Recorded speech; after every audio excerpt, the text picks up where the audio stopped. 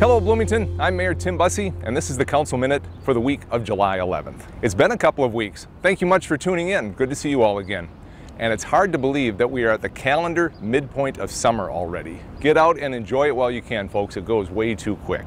Our council agenda for this week was rather light. We heard from City of Bloomington racial equity action teams. We made some small changes to the city charter based on Charter Commission recommendations on cleaning up some language. And we also approved a number of liquor licenses. So what I'd like to talk about today is what you probably have heard of or seen in the media recently. Minnesota's and the United States' effort to host Expo 2027. I was part of a group recently that went to Paris to present to the Bureau of International Expositions, also known as the BIE. That's the group internationally that decides where expos go. The group that we were with made a presentation that was required by the BIE to show why Minnesota and why Bloomington, Minnesota is the best place for the Expo. The United States' effort to land Expo 2027 is being led by a group called Minnesota USA Expo. And the president and CEO of Minnesota USA Expo is Mr. John Stanoch, and he's with me here today. John is the perfect person to lead this effort. John is a former Hennepin County District Court judge. He was the CEO of Ronald McDonald House Charities in the Upper Midwest, and he's held a number of leadership positions across the Twin Cities. A perfect person with his knowledge, his experience, his background to lead Minnesota USA Expo. So John, I've been talking about this. It's a different organization, Minnesota USA Expo. Explain that a bit if you could. Right. So Mayor, we're an independent nonprofit organization. We have an independent board that is comprised of local civic and business leaders as well as national civic and business leaders. So we've really come together here as a local, regional economy and community. But also this is a national effort. We're proud to carry the banner of the United States of America forward in this. And so it's a national organization, a national board, independent, and we've got a great board that's very engaged in this effort. So as part of the bid process, any applicant is required to make presentations to the Bureau of International Expositions, the BIE. Correct. And our work in Paris recently was part of those requirements. That's exactly right. I mean, kind of step one in this is indicating that the United States is interested in hosting an expo. Step two is to file a formal bid, which we did in early June. And then we were required with the other nations that are competing for the specialized expo to make a presentation to the General Assembly of the BIE, which we did at the end of June. And then there's a number of milestones that are coming up too. But June was a very busy but yet very productive month for our efforts. Now the United States is not the only entrant to host Expo 2027. Who are the other countries? That's correct. So there are 5 countries that are competing. There's Malaga, Spain. There's Phuket, Thailand. There is Belgrade in Serbia. And then there's a site in the Patagonia region of Argentina. So we're competing with those countries for the opportunity and the privilege of hosting a specialized expo in 2027. Now my part of the presentation to the BIE was to talk about Bloomington and the site specifically and how perfect it is to host an event such as the Expo. We've got the Minneapolis-St. Paul Airport very close by. We're literally across the street from the Mall of America, right. And for that matter on the other side is the Minnesota Valley Wildlife Refuge. The light rail goes through here. We've just got open land. This is a really important and perfect spot to host an event such as the Expo. Well, and as you and others that were part of the official delegation told the BIE General Assembly, Mayor, we're Expo ready. I mean, we have a major advantage over the other countries we're competing with, as you point out. We've got a major international airport right across the street. We have a very developed transportation system with multiple modes of transportation. We're next to a beautiful wildlife area. We're next to the largest, attraction in the United States, the Mall of America, and we have this amazing hotel infrastructure that Bloomington and the surrounding region have built out. So I think one of the things that we argued, I think with great success to the BIE, was that we're Expo ready. We have a great theme with Healthy People, Healthy Planet, which, post-COVID, it couldn't be more relevant. We're the gateway to the United States. Come here and you can get anywhere in the United States, and we are really good at public-private partnerships, and it's the public sector that's really joining with the public sector to lead this effort. Absolutely.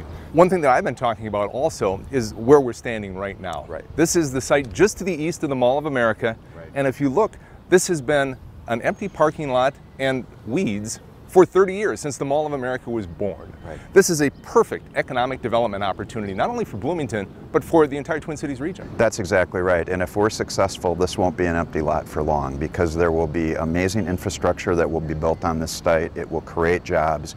We're really excited about the mix of tourists that will come into the Expo site.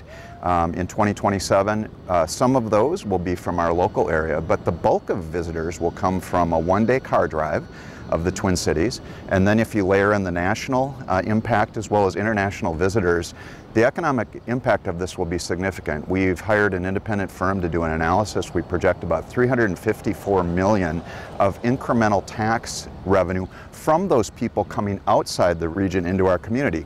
Bloomington will be left with structures in place. We will create jobs to build out this site. And so we're looking at not only how to host a major international event on a relevant theme with great success, but it's a great opportunity to highlight Bloomington, our region, our state, and leave a legacy that will last well beyond the Expo.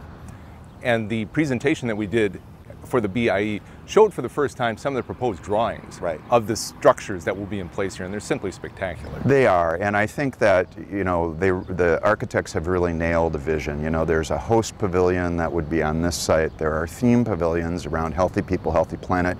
We will be welcoming over 100 nations from around the world to come in and exhibit and be part of this pavilion. So the multiple uses that will take place here, first of all, for local visitors to interact with folks from around the globe is amazing, but also the theme work that will go on. We'll have amazing entertainment, we'll have foods representing all the cultures that are represented. So this is really something that's very exciting for Bloomington and the region, and we, as an Expo board, we're so appreciative of the role that Bloomington has taken as a leader in this, and we're working hand in hand with you to make sure that we maximize all the opportunities related to the Expo. And these opportunities really are a long-term kind of deal. We're playing the long game. That's exactly right, and as a matter of fact, that's part of what the BIE expects. It's like they don't want to just have a 90-day party.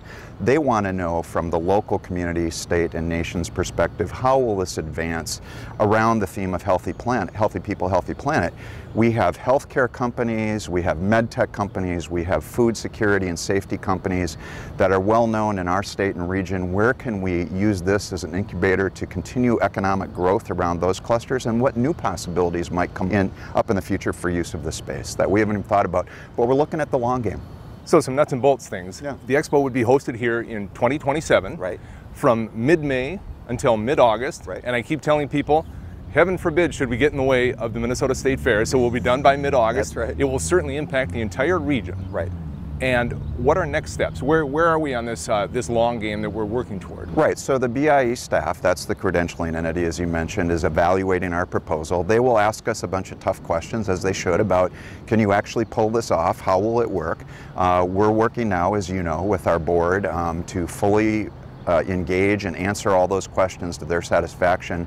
We will then be required to go back to the BIE General Assembly in late November to make another presentation. So that's one of the required steps. In February of next year, we'll be required to hold a symposium around the theme of Healthy People, Healthy Planet. We're working ahead on that.